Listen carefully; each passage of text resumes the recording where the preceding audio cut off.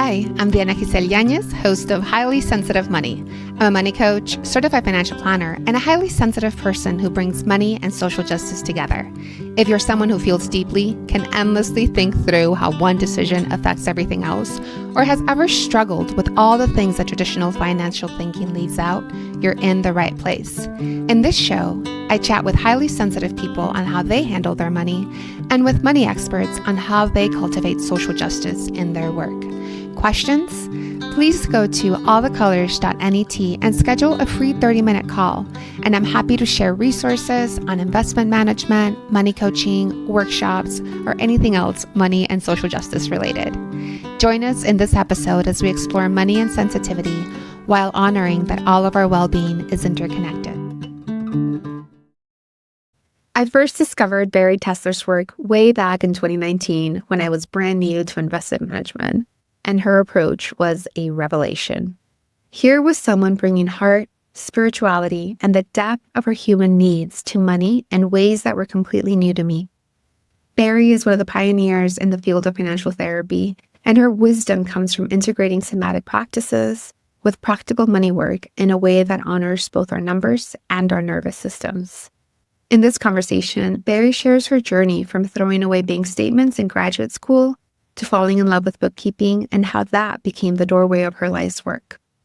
We talk about her current year-long sabbatical, the importance of adapting our business models to different life phases, the ritual of money dates, and why she believes that numbers can really help calm us down.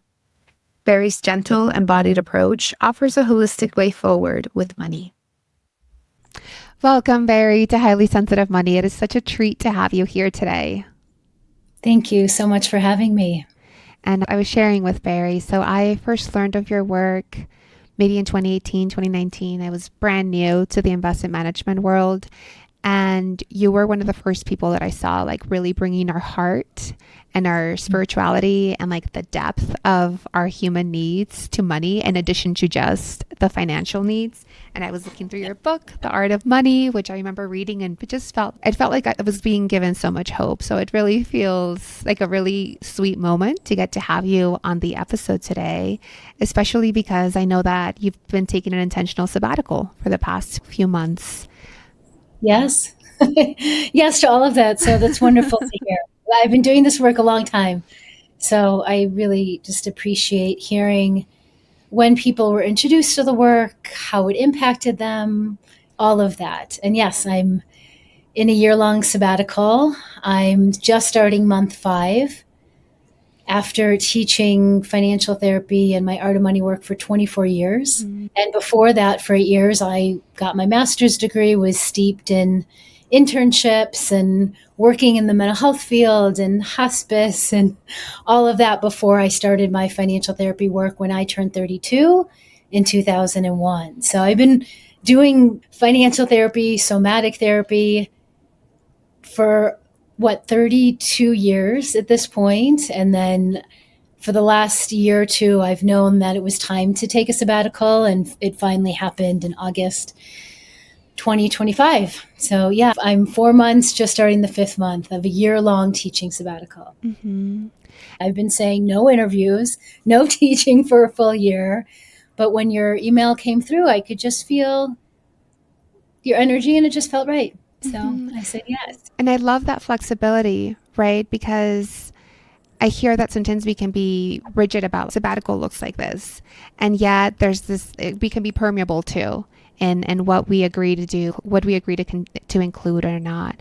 Let's stay on the topic of sabbatical, because I feel that for any highly sensitives that are listening to this, and I don't know if you identify as highly sensitive, but I do. Oh, you do? Oh, yeah. Our need for rest can sometimes be so loud, and it's not everybody hears it, right? Not everybody honors it. So I'd love to hear, what was it for you to set yourself up for a 1-year sabbatical, and what practices have you had in the past to make sure that you include rest into your daily days?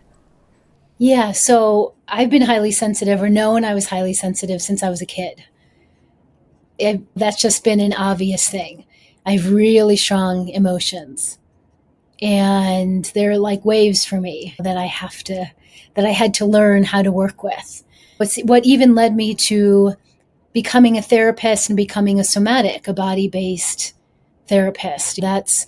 Is that even as a teenager, I knew, and then I'll come forward again, I just would have such strong emotions. So I would go into my room, shut the door, play loud music, and dance out all of my feelings, and then be able to come out of my room and then be able to articulate them to myself, to my parents, just and move forward. So I've always been a highly sensitive person. And I think I've always cherished that, even though it was very hard as a teenager to work with all of that. But I also just knew that was just who I was. And so I've always had to learn how to deeply listen to my yeses, to my nos, to what's right, to what's not, to my rhythm, to my pacing. So a lot of my financial therapy teachings have also been these side teachings of slow down, trust your body's rhythm and pacing in money and in life. So I've been doing that since I started my financial therapy work in 2001. I've had probably 5 different business models, and they've always changed based on where I'm at in my life, what's going on in my family, what's going on with health, what's going on in my body, and so on. And so I've just adapted how much energy I had I didn't have my one and only child until I turned 40, or 4 months before my 40th birthday. So before then, my 30s, I was growing my business, running my business, running around. I had so much energy. I gave talks everywhere and anywhere. I would teach 5 classes at a time. One night in San Francisco, one night in Berkeley, one night in Marin. This is before I got online.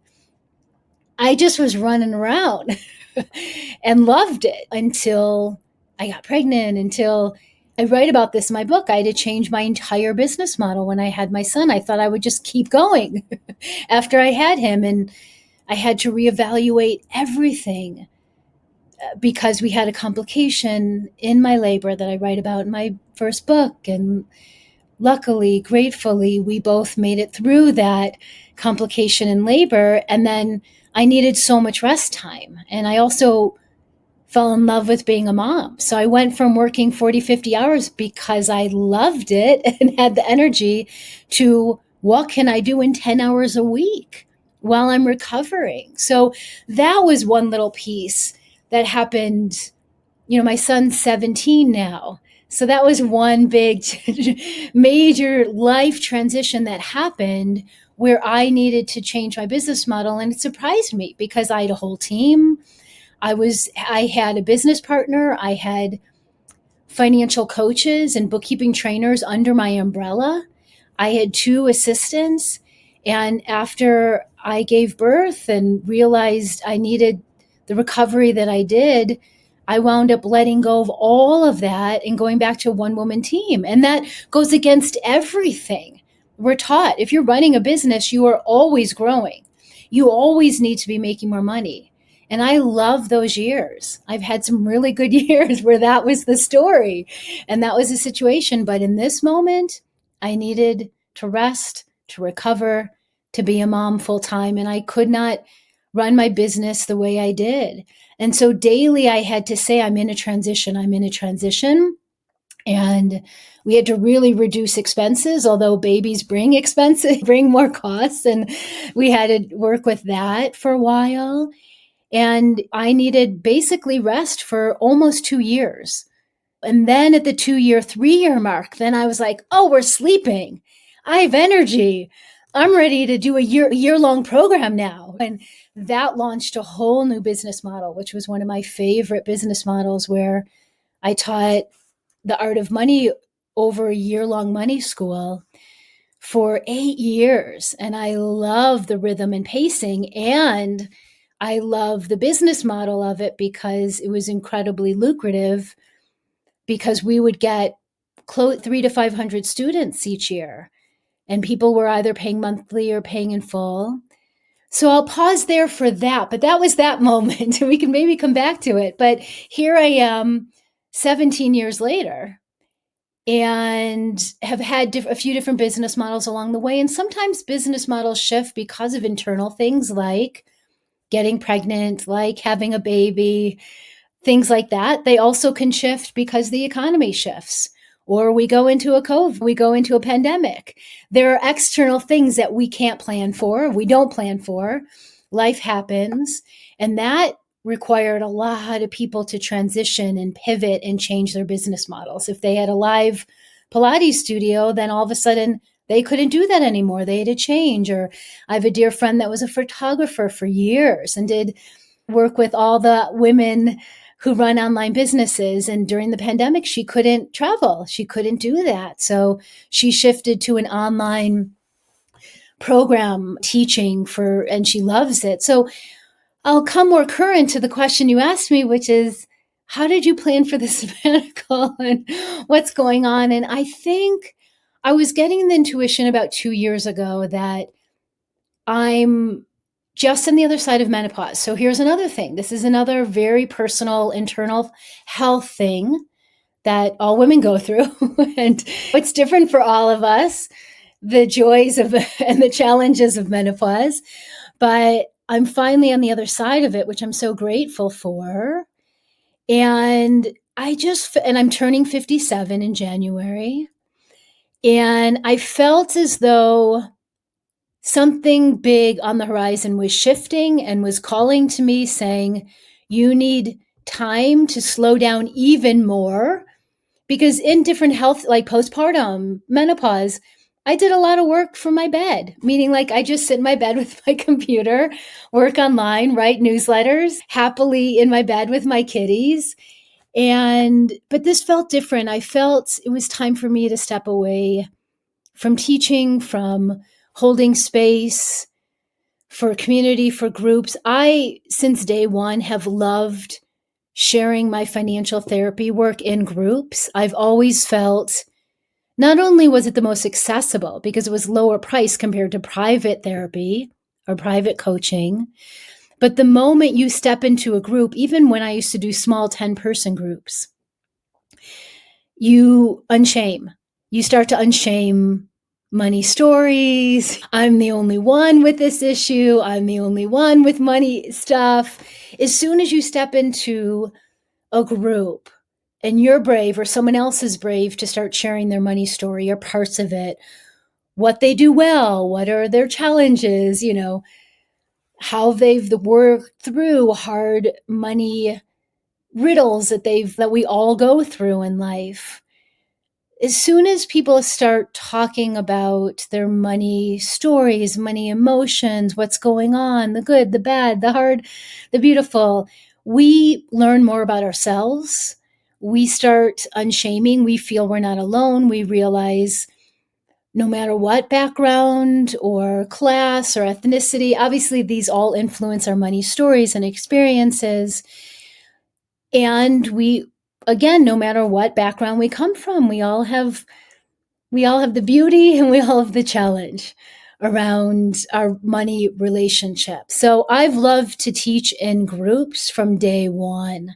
And at different points in my career, I would take on 10 private clients or 20 private clients. But I've always loved groups because of the change and transformation and the feeling of not alone and the unshaming and the connecting. And I can go, but so to come more to more current is that I was just getting really clear it was time for me to step away from leading groups, which I have loved to do for 24 years and have done live and online in every single different format imaginable. As I said, from 10-person groups in San Francisco to 500 people from 50 different countries around the world. And I needed to step into a different parenting phase with my son, who's going to be heading off next year, stepping out into the world and probably going to Japan for a year as a gap year. I wanted to be really present with him this year, senior year. I needed to step into just time for myself as I'm stepping into my 57th birthday. and really understand what I'm letting go of. I also feel like there's other work that's calling me, and that the work that I've done in the foreman that I've done for the last 24 years has come to a close. And so there's so many this is deep, right? This is long conversations with my husband, because we've always been dual income household. We've always been, it wasn't always 50-50. Sometimes I made more, sometimes he made more. Sometimes he would take 6 months to figure out what he wanted to do next, because he has both run his own businesses, but he can work for companies where I can't work for other people. And I did that when I was younger in the mental health field. I worked for companies, or programs, but I just knew that for the last 25 years, it's been pretty clear I need to work for myself. I need to be my own boss. I'm just way too bossy, and like I just need to be running my own show and be on my own timing, be on my own rhythm, have the space to make my own hours, to fully listen to how to craft my days and weeks and all of that. But what wound up happening is that, so here's another little story, and then I'll pause because I'm just sharing a lot. So it got to, we were planning the sabbaticals to start January 1st of 2026. And I had stopped doing a year-long program almost 2 years ago. My husband just got the intuition that a year-long program was too much for folks. We're just overwhelmed. We have too much on our plates. There's so much going on in the larger world. And personally, right now, he said, I think a 3-month program would be better. And he's always helped run my business, by the way, behind the scenes. He set up my whole beautiful website. He has always been behind the scenes with creative marketing ideas. He's just amazing at creative marketing. So he's been behind the scenes in my business as well for years. And we moved to a 3-month program, which was great. So I ran 2 of them, and I was about to run the third. And we were getting about 88 people or so each group. And then this was going to be in May of 2025 this year. And right, it's 2025, right? It's still Yes, it's still 2025. One more month of 2025. Okay, thanks. And I was not getting any signups, and this has never happened in 24 years. I've led groups and launched programs, and we weren't getting any signups. It was really strange. Again, because people are just overwhelmed. We have so much going on. And he said, I think it's time to announce your sabbatical. Now, we did not use this as a marketing strategy, but it's a great marketing strategy to say, this is the final course. It was true. We announced it was the final. We were 5 days from the start of this program. And within 5 days, I had 136 people sign up. And that was because it was my last live program that I will be teaching maybe forever, but at least for a year. And I announced my sabbatical. And then I taught this beautiful group of my final 3-month Art of Money financial therapy class, May, June, July. And then I started my sabbatical in August, just a little bit early, but I had been ready. I had really been ready. The other piece of this is my husband had to take on more of our financial load. As I was saying, we're really 50-50, household stuff, parenting. We're great co-parents, co-project, So he had to step up. He does consulting, and he, for years, worked with mostly online teachers like me, but he's moved more into the e-commerce world because they're doing good, right? They're doing really good right now. And online teachers, people aren't signing up for programs as much as they used to. So the business models are still working, but nothing like they were from 2013 to, let's say, 2021. So my husband, so I'm doing more of the home stuff. I cook, I do all the food, I'm cleaning more. We have cleaners coming this week, though, which I'm so excited about. But we had to decide together, are you ready, honey? You got to step it up. And he's doing that. And I'm really grateful that he's doing that. Because again, I think I started to say that he's worked for companies and run his own business, but there's been a few different times over the last 25 years where he's taken about 6 months, maybe just two times, to really consider what he wants to do next and explore ideas. And I've been on the same path, even though I've had different business models for 24 years. So I've been consistently running my side, my business, and have never had breaks like he had. So this was an agreed upon, you ready to step it up on your side? You ready to bring home more bacon? And it's time for me to go into a deep rest, which I've been in. Yeah, thank you. Thank you for sharing that and sharing all of the context. And one of the things that I hear so clearly is like the courage it takes to Mm. try a different route, right? Because it's like something's been working, letting go of that as whatever is new starts to emerge can feel scary. But I'm also hearing something that I've had to learn how to do myself is that, like, even if I hold on really tight to what's worked before, if it's not working anymore, it's not working anymore. We're going to have to pivot in life and in business. Again, for internal reasons, external reasons. And if my year-long business model kept working, but I didn't want to do those big launches anymore, so something in me was shifting, and then they stopped working as well, and then we moved to 3 month, and that was working, and then we were having challenges. So yeah, it's a combination of pivots are real, they're scary. They can bring us to our knees. I don't want to mean, oh, it's you just pivot. It's these can be scary and hard, and yes, it takes a lot of courage. When you are running your own business, though, there are going to be many different moments where you feel knocked down or you feel really scared, and feel it and then get up and go, okay. We, as business owners, we have to have courage. We have to have determination. We have to be like, oh, I'm stuck. There's a brick wall here. I don't see any solutions. I don't see any options. But I think there's always options and solutions. It may take a few days, a few weeks, a few months to figure it out. But I always feel like you're going to get creative ideas, and you're going to realize at some point it's not a brick wall. It's actually a door, and there's a handle, and you can open it up. And this is something that I've taught upon. I like that taught about for years as well. When we have a money challenge, we have a money riddle, or a life challenge or riddle. How do we bravely face it? All of these moments, which is one of the many things that I teach on. Yes. Yeah, and I know that one of the books that you used as like a reference when you were creating your first book is Women Who Run with the Wolves Yes. by Clarissa Pinkola Estes. And as I'm hearing your story, I'm thinking of one of her stories that she has on creativity, which is like cleaning up the creative. Sometimes you just have to rest in order for it to actually be ready to produce something new. So that's also what I'm Yes. hearing here. And I know for myself, like I mentioned earlier, sometimes like I hold on to things even though they're not working because I'm too Mhm. afraid to let's see what happens next. But I've done that enough times. But at this point, I don't hold on for quite as long. I recognize when that's happening. So I hear in your story of the year long's no longer working. I also remember because I've been watching your work since I learned of your work, right? And I remember that you stopped doing the year-long launch at the beginning of the year. And there was a little bit of like exploration of, oh, actually, people need that psychological due date.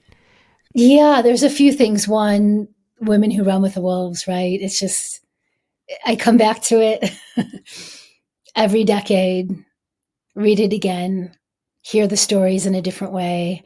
I love learning through storytelling. I read a lot of fiction, a lot of novels, some memoirs, but I'm not reading nonfiction. I'm reading through storytelling. It's why one of my interview series was called The Money Memoirs, where I interviewed folks from all different economic backgrounds, all different lineages, ethnicities, and they just share their beautiful, hard stories about money. And that's still on my podcast. I love teaching and learning through storytelling. And so, yes, that's a book that I go back to the mythology, the stories. I love learning in that way. I guess her book is nonfiction. It is, but it's storytelling. Just wanted to honor that. Um, Second is what were you saying? What were you saying about Holding on too long to things. holding on to things? But you, there was something that came in and went out.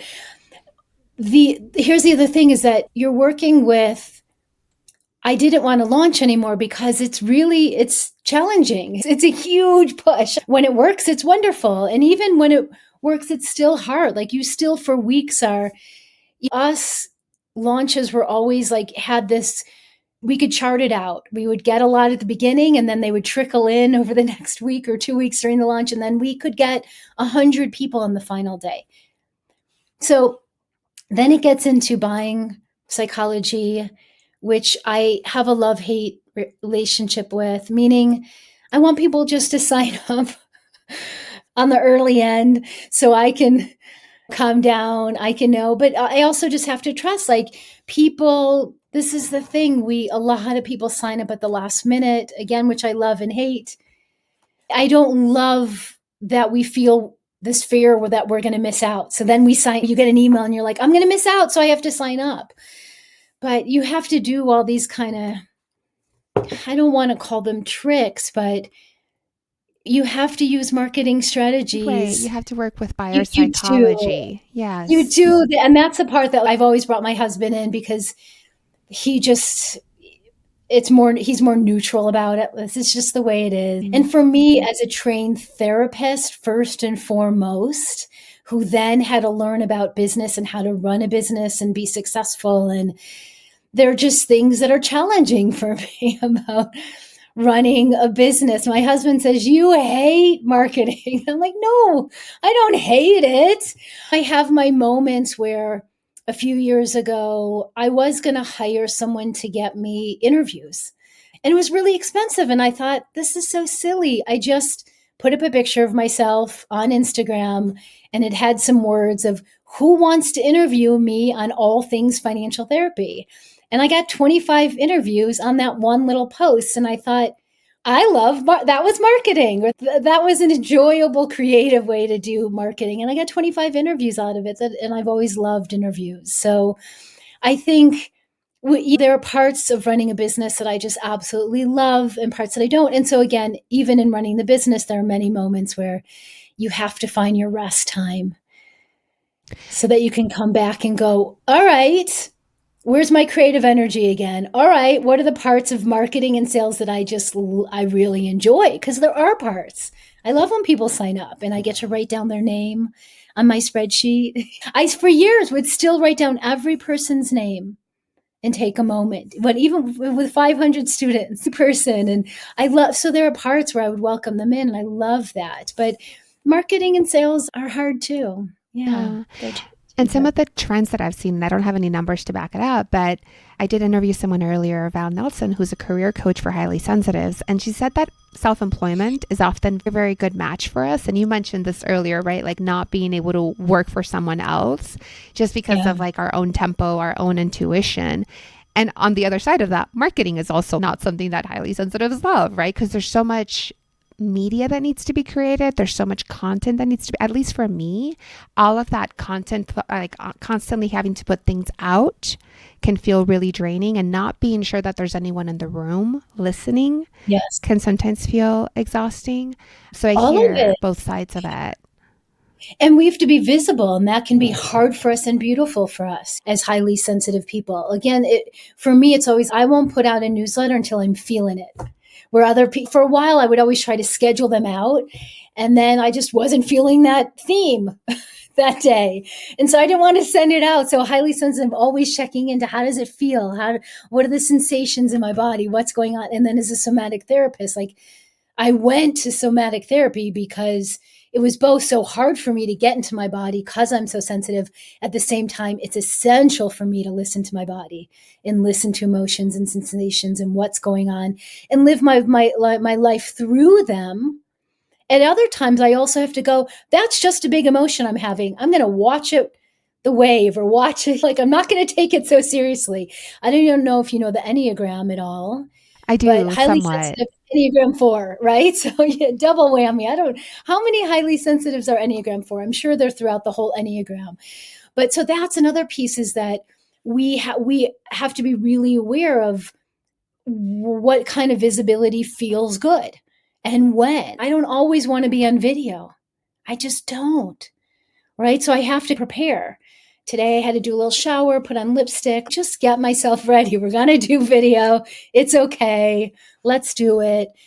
And so I think for highly sensitive, we have to find our way in the marketing and sales that feels good and right for us, right? So when I was starting out, I didn't want to go to networking events where you had to say what you do in 30-second or 1-minute sound bites. That was awful to me.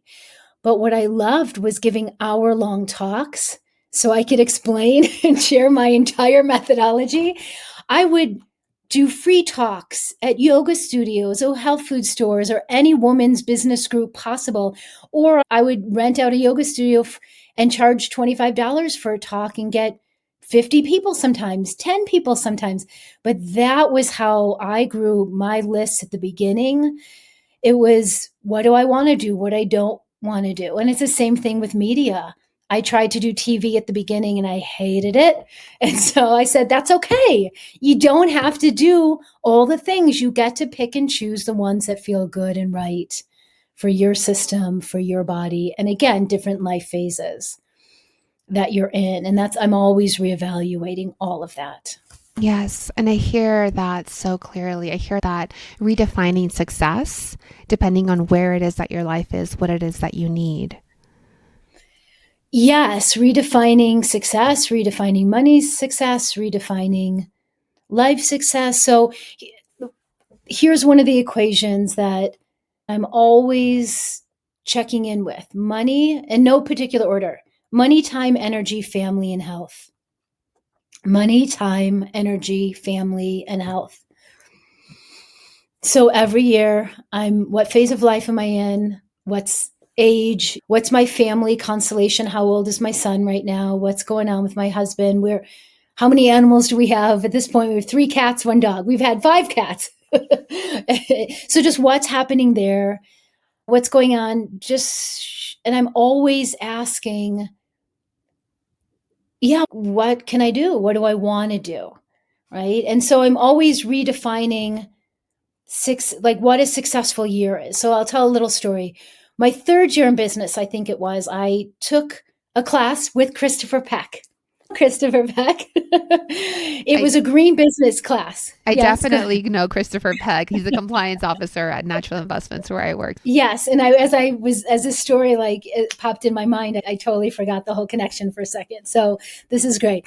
So Christopher Peck, he was one of the very first, if not first, financial planners that I ever met in 2001 in a little town of Sebastopol. I went to something, I heard him speak, and I said, oh, we need to connect. Like, we need to know each other. And then I took this green business class with him, and we were creating a business plan. Now, again, I'd already had 2 years in my business, but this is the first, 3rd year. And in the business plan, we had to do all this marketing and again, stats. And I hated that. I hated that part of the business plan. But the numbers, the projections, I loved. And I came in with this fabulous set of projections. And he looked at them and he said, these numbers are great, Bari. Okay. And I know they're based on the last 2 years of what you've actually done in your business. So you have some data, you have some experience and history. He said, but is this going to be a good life? Now, I didn't, right? You can't really know. You can do a set of projections. This is my intentions for the next year for business, life, parenting, travel, so on. But you don't know how it's going to feel, what it's going to look like, and so on until that year actually happens. What I'm just trying to say is that when we're looking at our numbers, whether they're projections or they're the actual numbers at the end of the year. So I started out my whole business in financial therapy from going from a therapist trained to realizing when my school loan came due that we never talked about our relationship to money in graduate school. Oh my God. Right? How did we get through graduate school and talk about every relationship under the sun, beyond the sun, except money? So nothing about money emotions, nothing about money stories, nothing about bookkeeping, nothing about how to run a business, nothing about how to charge and talk to our clients about money, let alone our partners and not fight with them, let alone teaching our kids. Like it became such an obvious missing piece for me that there was just a moment where I realized, oh, I'm either going running away from this topic or I'm going to face it like I have every other big topic. And when I decided to turn and face money, bookkeeping was my first stop because I used to just throw away my bank statements in graduate school. What do you need these for? I don't need to look. I don't want to look. And when I started learning bookkeeping in my mental health program, someone taught me Quicken and Excel. My mind was blown that I could even do it as a creative dancer, therapist, person, woman. And then I just fell in love with QuickBooks and doing my own bookkeeping. And my doorway into financial therapy was really, I hung up a shingle and for a bookkeeping business. And I wound up doing bookkeeping for other coaches and therapists and artists and contractors. And I always say I learned more about people's relationship to money during those few years by doing people's books and seeing their spending patterns and their income patterns and what was important to them. And then I would see the dynamics with a father daughter who were running the business together or husband and wife in the office. Oh my God, did I learn so much? And so bookkeeping was the doorway for me.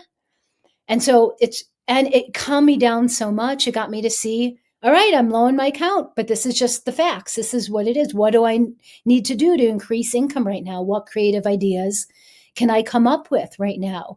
Or I'm not going to overspend because I see the numbers. It didn't solve everything, but my God, did it calm my nervous system down, help me feel a lot more smart and savvy with the numbers. And it wasn't math. Bookkeeping systems add everything up for you. You just need to learn how to interact with these systems. And so I fell in love with the reporting, the what's happening this month in a profit and loss, what's happening this year versus last year, this month versus last month, or what about your projections, what you're projecting versus your actual. So this is how we're finally coming around to this. I just was crazy about the reporting and the numbers and planning things out. But then you get to actually see what actually does it. Do you meet those numbers? Do you exceed them? Do you not get to them? How far off are you? What do you need to change? So for me, the numbers were just this like way to check in and calm down and what's working, what's not, what do I need to adjust here? And I wound up creating a whole practice around money dates and sitting down and lighting a candle and eating your chocolate, because add in dark chocolate to everything, add in all the ritual from my psychotherapy training and background and that I loved, and added into these money dates and added into learning a bookkeeping system and reviewing your numbers and doing that on a weekly and monthly basis to see, are you staying on track with these set of intentions and projections that you hope for, you intended for? But then also at the end of the year, I always do a money ritual, year-end money ritual, where we're reviewing, okay, let's look at the numbers. And you know how much I love them, but then also, what kind of year did you have? What happened? Did someone close to you die? Have you been in grief? And did things need to change? Do you have a new baby? Did you, what else were you doing this year? You know, I need to include how much beautiful food I make for my husband and son. I didn't learn how to cook until I turned 50. I could cook, but I really learned how to bake and cook at 50, right? So I'm right 6 years in.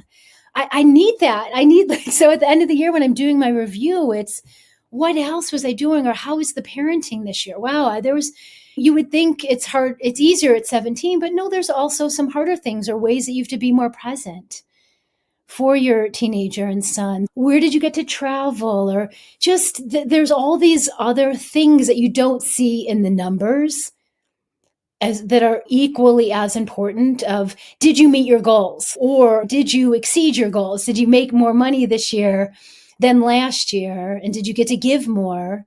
As I was saying at one point in our conversation, I love those years of giving more, earning more, giving more, saving more.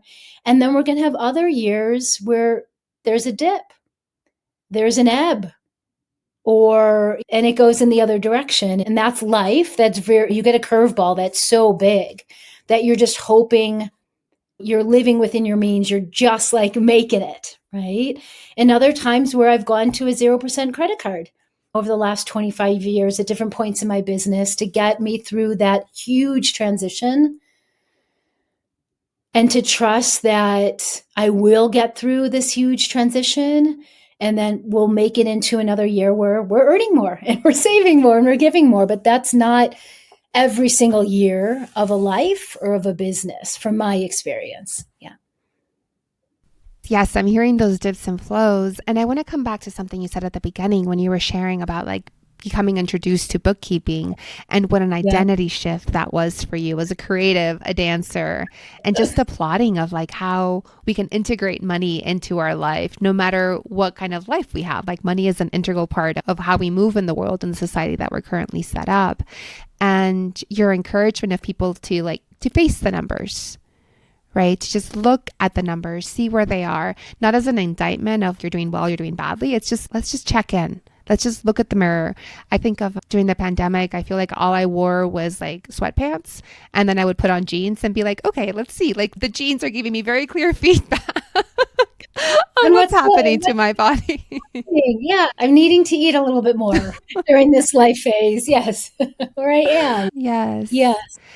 It was for me again, because I think so many of my financial planners, maybe this is not your background, but a lot of them are Enneagram 6. Not all. Christopher is definitely an Enneagram 6.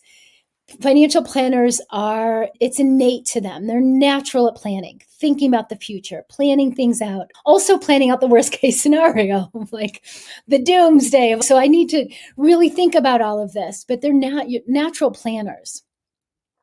We're all so different, right? Our personality type, how we come into this, but we all have a relationship to money. And for me, it's just a garden of life that needs attending to. You overwater it, you get in trouble. You underwater it, you get into trouble, right? So many people I know underwater, they just ignore it, don't want to have anything to do with it, or are afraid, or abdicate responsibility to a spouse, or so on. I just heard another story of a woman who's been married 25 years, doesn't know the passwords to any of the accounts, doesn't know what's in the retirement, doesn't know the amounts, where it is. Me and my husband are so transparent with everything. So maybe we do it a little different, and that's important to me. And I really want everyone to work their way towards that. But I know that it doesn't feel comfortable or natural for many of us to have a healthy, mindful, confident relationship with money. And it can take years. And so for me, the numbers was a step one for me, is becoming comfortable and confident, learning a bookkeeping system. Wow. Like using the other side of my brain, but the system helps you so much. So here's my one, I have many tips, but one of them is that I had people hold my hand and sit me down and show me how to use Quicken and Excel. And then I had a contractor who showed me how to use QuickBooks. I didn't do this on my own. My husband one night taught himself Mint, taught himself Quicken because he's really tech savvy, right? Some people can learn how to use a bookkeeping system by themselves or with the online video tutorials. I needed serious handholding with tissue breaks, because I'm sure there was crying, and chocolate breaks. And I'm being serious. Like, I needed that. So if you're anything like me, if this is scary for you in any way, how it was for me 25, 26 years ago, then you need someone, get someone to hold your hand and sit down with you. There's tons of bookkeeping trainers. This is what they do. You need to make sure they're a good teacher, and they will sit down with you and set up a bookkeeping system for you, show you how to navigate it, show you how to categorize things, or even then eventually print out reports of what's coming in, what's going out, learning how to learn this language, which is a language that we can just learn as long as we have a really good teacher.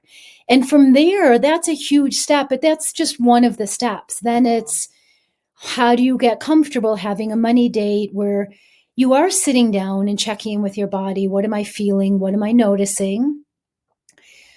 Okay, all right. Maybe even journaling about it for a few moments. And then on a money date, you're always going to be attending to a practical thing too. So you might need to make a list of, what are my money to-dos? We all have them. I need to reach out to a new financial planner, someone that's different than my parents, right? I want to find my own, or I want to find a bookkeeping trainer. And I need to ask some friends or colleagues of who does this locally or who does this online, or send an email to my team. We have a great referral list. Or I'm going to read some articles, or I'm going to go get Bari's books, or I'm going to just go online and look at my balances today and see and open up my checking account, my main one, and just see if there's any funny business. I'm always going into my accounts almost daily just to peek and go, all right, was there any fraud? I like to catch it. It's very rare, but it happens, right? It happens. I had it recently. There's a little bit of fraud. I called the bank within 24, 36 hours, and it took them a while to get that cleared. They did. Or I like to look at what I call money leaks. And what expenses do I need 5 TV TV channels? No, I need 3. How many Right? subscriptions do I actually need? Do I need, right? And then I got rid of 2, and I'm like, great, I just saved $30. I just got rid of a money leak, and me and my husband are always like, okay, any money leaks we need to get rid of? So coming back to the money dates, it's taking a moment, checking in with your body. It's making a list of, maybe a money date is just a 15-minute making a list of your money to-dos. What do you got to do? What are the practical things? And then coming back to it a few days later, lighting a candle, checking in with your body, and going to the first thing on the list and working on that. And that's your money date. You can have really small bite size money dates so you can celebrate that you're taking steps, you're taking action. And these money steps go on indefinitely. We check off something on our list and we add a new thing to it. But it's going back to, this is an area of life that needs our attention and care. So how do we approach it in a way that's going to feel even good for us down the road? Maybe at the beginning, it just feels so scary. We need to set a timer. We need to have a snack. We need to, like, how do you imbue it with these other ritual things so that it can feel more comfortable as you go? And then definitely at the end of each little 15-minute money date, celebrate, I just took a step. I just got a new financial planner that I'm excited about. Or I just spent 15 minutes doing some research on a bookkeeping system. Good job, me. And so I like to break all this money stuff down into really bite-sized steps because it's so big, it's so overwhelming. We were not taught this as kids. Gradually, or as teens, or as maybe parts of it. But it's really, my work has always been like 25 to 85 years old. Yep. That's always been, that's a huge community, but not until you're about 25. But learning all these kind of little tools and steps that you can take so that you're just learning more about your relationship to money, both on the emotional side and then learning new things practically. I'm always learning new things. I will be until I die because there's so many parts of it. So I think I don't know what direction I went in and what the question was, but No, this was perfect. I don't even know that there was a question. But I do have one question as we start to come to the close of our interview, of our time together. You started your own money journey started 26 years ago with the bookkeeping, with then becoming a teacher and really becoming a leader. I think, and one of the things that I read of yours, you're one of the first people to call yourself a financial therapist. And that whole field has grown and flourished so much. I'd love to hear like your reflection on the past 26 years on the field itself of money work. And how does that feel to look back and know that you were a pioneer in that? Let's see. So one thing I want to honor is my husband because he came up with the name financial therapy. And I went to the internet and was like, who's using this name? And was one other bookkeeper in Canada. And I reached out to her. And so, me and my husband were living in California at the time in a tiny little cabin in the Redwoods. And my mentor, who I got to be with the last 2 years of her life, she was dying of cancer, but she was such a huge influence on me and so many other young women. And she basically said to me, and I was her bookkeeper too. So I was doing bookkeeping for her. She would have us sit in a circle, like 10 women, and share a report of just our numbers for 1 month. And everyone was sweating. Like we all felt like we're naked. It was just 1 month of our numbers that we were passing around or sharing. she had us do things like that. It was so fascinating. But she said to me, it's time for you to give a talk on your method. And I said, what method? But she just said, I'm going to gather 20, 30 people and you're going to give a talk. And so I went out into the woods like I do. And hiking, walking in the trees has always been one of my things. And I just went out and said, what am I supposed to say? What's the framework? What's the tools? What are the phases? Like, how am I going to help people have a more mindful, savvy, confident, and an on relationship to money? And I just got all this information, came back home. My husband was like, what's going on? What's going on? But he saw something was like happening and he threw up white paper on the wall. And we created the first 3 phases of my method that I've been teaching for the last almost 3 decades. We call it now money healing, money practices, money maps. At the time, it was financial therapy, values-based bookkeeping, and life vision planning. But he looked at me and said, you're doing financial therapy. And I was like, what did you just say? What did you just say? And then, the Financial Therapy Association didn't happen until 2008, 2009. And I'm not under their umbrella, even though I love what they're doing and so on. But I've been doing my own thing. I'm a bit of a rogue agent, although Very I Enneagram 4, though, isn't that? thank you. Yes, but we love to collaborate. I have hundreds of interviews with other money coaches and financial planners. And so even though I'm a rogue agent, I still need to be. I have so many amazing colleagues that I've collected and gathered and gotten to share on my podcast and programs for years and years. Yeah. So anyway, that's a little bit about that. So I created my own financial therapy method in 2001, and then other people obviously were doing work. And I can't say I'm the first. There's Olivia Mellon, who in the 80s was one of the first the first therapist to be doing money work with couples. There's Dick Wagner and George Kinder. And then Rick Haler, who brought me in, was Dick Wagner, who I met. And he brought me into the Nasruddin financial planner community. And that's where I met Rick Haler. And that's where I met so many financial advisors that I've stayed connected with over the years. So that happened in 2004. And Bernard Lietaer was speaking, the man behind the euro. the euro. I got to see one of his presentations. It's just an incredible group of financial planners that were at the forefront of life planning. And that very first meeting, not only did I do a cartwheel in the middle of the circle of 100 people, I was in my 30s again, so much energy. And Rick Haler always tells that story, but they invited me to give a talk on I called my work conscious bookkeeping at the time. Those are the early days, but back then it was still so fringe to be bringing in emotions into money, what you called heart into money. It was still considered pretty out there. I once, even down the road, I had, a financial influencer, I can't remember what she's called, who has a very well-known podcast.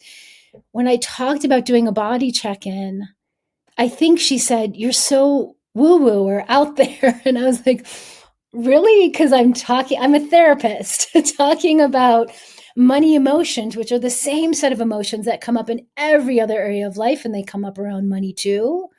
And we need to learn how to talk about them and work with them. And so it was still so fringe back in the day. But in my world, it wasn't fringe at all. I came from a somatic psychology world. And then I met with more mainstream financial advisors or planners that it's about the numbers, it's about investing, it's about your retirement, end of story. And I'm like, okay, I can tell hundreds of stories. One that my folks get a retirement plan and they don't know what to do with it, or they're overspending and they don't know how to stop. Or me and Rick Haler have gone back and forth. Is it 85? Is it 90? Or is it 95% of our money decisions are based on our emotions? We've seen data for all of it. So we've been like 90. It's 90%. So the field of emotional literacy and financial literacy, the merging of them that happened for me years ago, I just naturally did this. This is just a natural thing. I'm so grateful that I now get daily Google alerts for financial therapy, financial therapist, financial therapy, this, that. Everyone's realizing, again, no matter what background you came from, we all did not get a financial literacy education growing up in small increments. We also did not get an emotional literacy education growing up in small increments. So we're learning this as adults. For a long time, I was seeing articles of, oh, financial therapy is for wealthy people, poor them. Well, guess what? Just because you have a lot of money doesn't mean you're not going to have any issues in life. But my community's never just been wealthy. It's always been a very wide spectrum of income levels. And that's been so important to me. It's also why I mentioned I did groups from day one, was that so my work was more accessible and could reach people at many different income levels. And then I had offerings at different price points. But so there were a few articles that I would see and that would really bother me. Oh, so if you come from a lot of wealth, then you're just set. You shouldn't like as though you're just going to therapy to complain about how much money. Of course, that's not what it is. There's a lot of family dynamics that are very complicated, and there's a lot of challenges in wealthy families. Guess what? There's also a lot of challenges in middle class families and lower class families. And each different class and group has different challenges and strengths around money.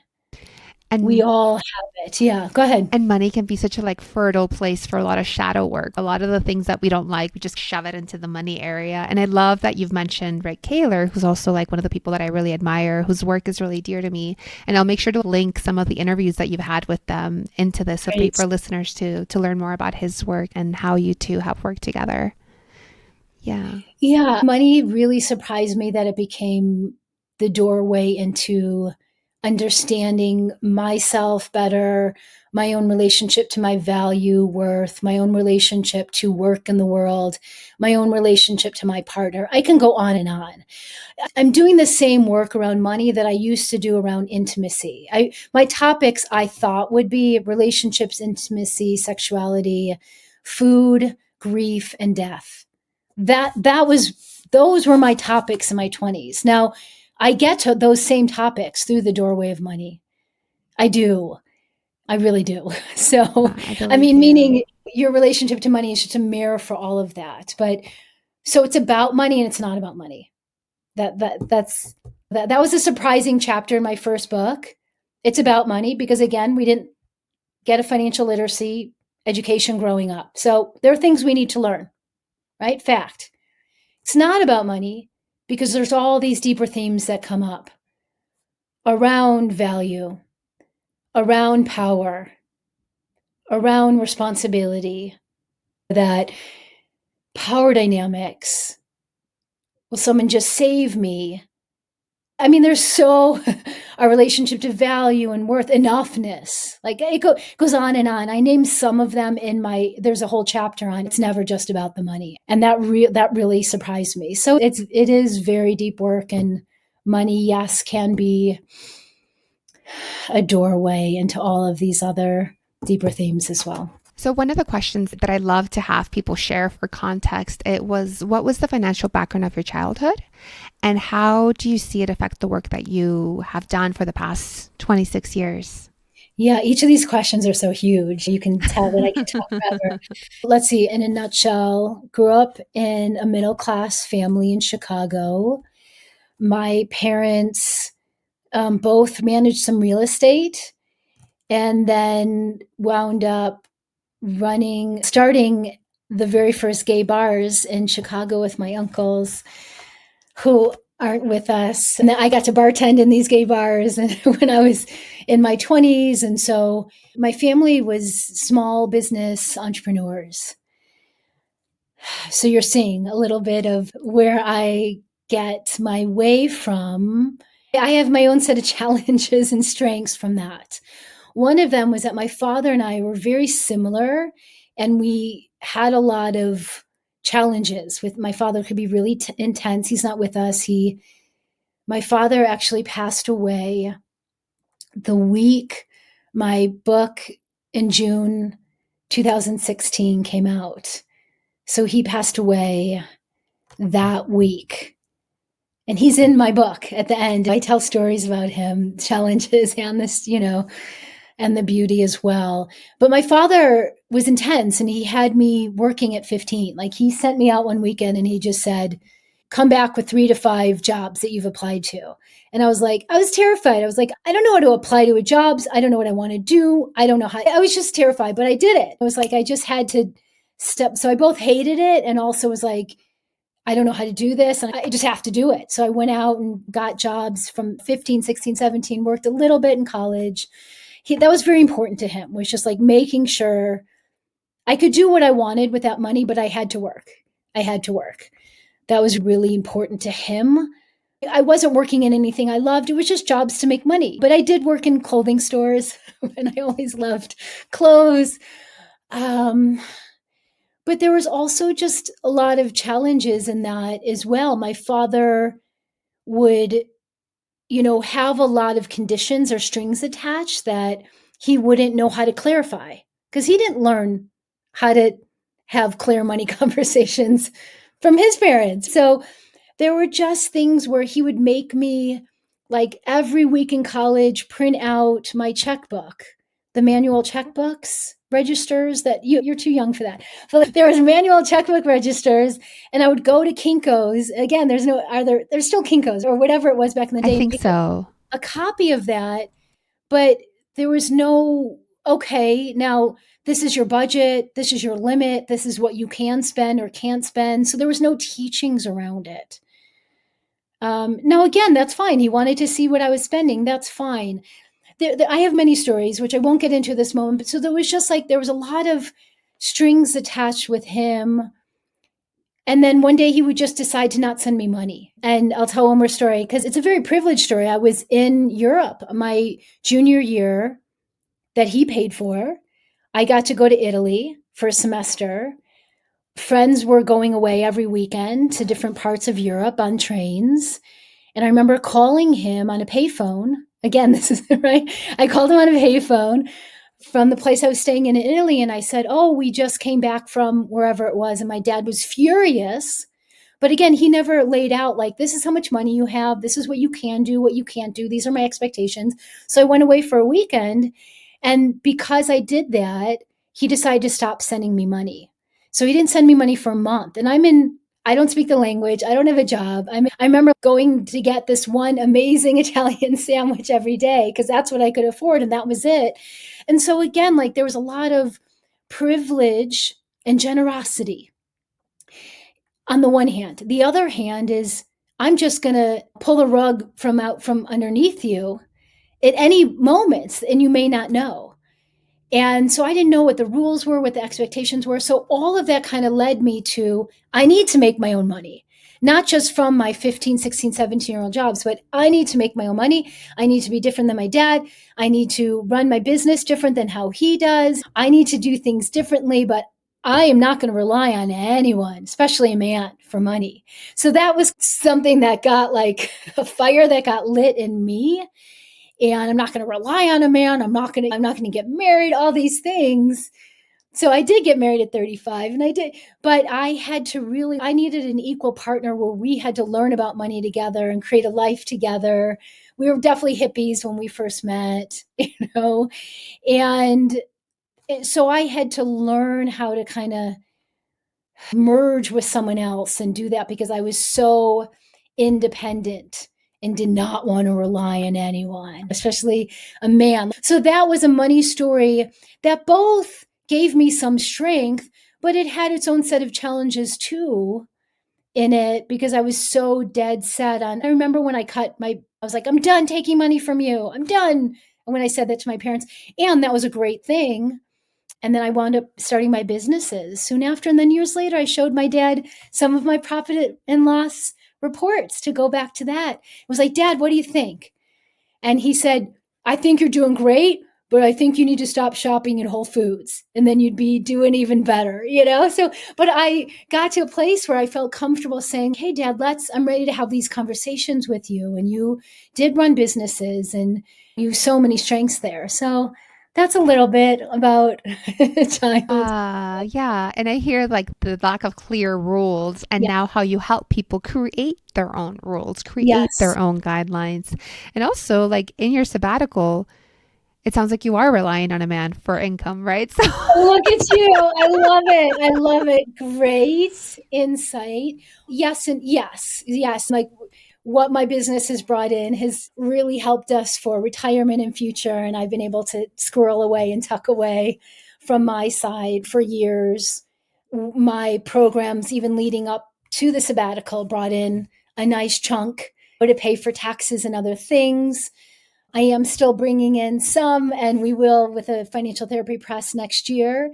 And yes, it is the first time where we've gone from 50-50 or 60-40 to my husband is definitely bringing in 90% of our income. And it actually feels so good. And we're 25 years into our marriage.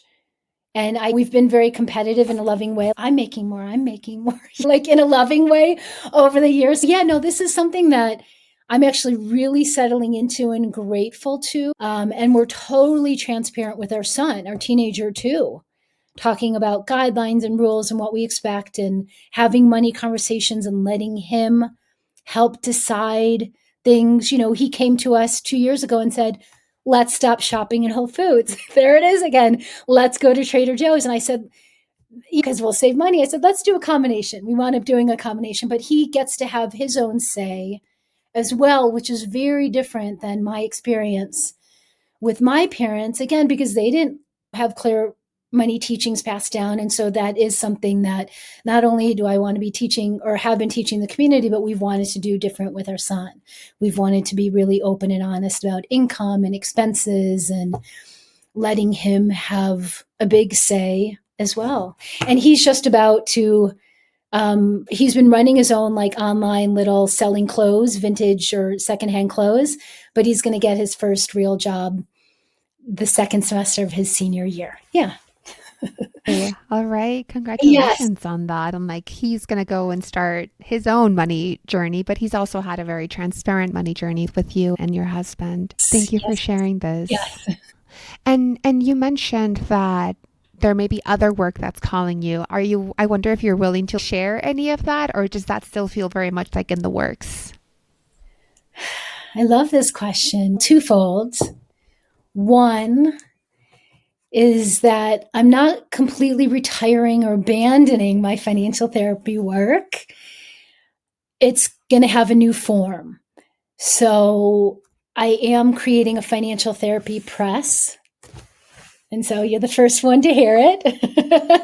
Exciting. And there'll be a line of tiny books and journals and products and money date accoutrements and things like that that we're working on, and that will be coming out in 2026. So I have a boatload of content from of IP from the last 25 plus years. And so I'm going to be working with the team to help put that into new formats. And really what we've already said is that to break it down into more small bite-size pieces. So instead of a year-long content or year-long program or even 3 months, it's going to be one journal on one topic. So I'm going to be creating a lot of that with the team, and I'm really excited. So I'm going to be moving more into products and teachings where I'm not doing live teaching. So the break from the live teaching is still continuing. So that's part one. Part two, I'm not speaking to yet, but there's something else that's coming through for me, stepping into later years of my life of other work that needs to happen, but I'm nowhere near to sharing that or revealing that or all of it. I'm going to be doing some big travel in the new year. So I'll get back to you. Yeah, I'm excited. I'm Part two. excited. I've been watching and following your work for years, and I look forward to seeing how it continues to unfold. And like you said, you have 25 years of intellectual property at this point, right? You've done Yes. so much teaching, and there is a way that you teach, that each person teaches, that speaks to a certain type of person. And knowing that people will have different ways of accessing your work, accessing your teachings is wonderful to hear. And once again, thank you for the innovation you've brought into this field. Thank you for stepping away from Sabbatical for an hour to speak with me. And I'm excited to see what products you create and what accoutrements will be available for money dates. Thank you so much for your Thank time you. today, Barry. Thank you so much for having me. It was lovely to be with you. Thank you. I love how Barry's work makes space for all of us, wherever we are in our money journey, whatever our relationship to numbers, whatever season of life we're in. A reminder that we're always redefining success based on where we are with money, time, energy, family, and health is a balm from the constant pressure to always be growing, always be earning more. It was such a pleasure to have Barry join us today, especially because she's in the middle of a sabbatical. Her willingness to share her own story, from dancing out her feelings as a teenager to learning bookkeeping with tissue breaks and chocolates, gives us permission to share our own story and listen to what's moving within us. The art of money isn't just about managing our finances. It's about honoring our whole selves in relationship to this powerful force. Thank you for joining me on Highly Sensitive Money. I'm Diana Giselle Yanez, and I hope this episode helped you see how money and sensitivity can work together while honoring our interconnected well-being. We have the power to create a system where everyone's needs are met because nature is abundant. If you found value in today's conversation, please take a moment to leave a review and share this episode with someone who could benefit. Your support helps this message reach more people navigating their own financial journeys. A thank you goes to Mike Schul for the music and Juan Antonio Nunez for producing. For more resources on bringing money and social justice together, sign up for my monthly newsletter over at allthecolors.net. I also invite you to schedule a free 30-minute call where we can talk about money coaching, investment management, and all things money and social justice. Until next time, remember that your sensitivity and deep thinking is your superpower.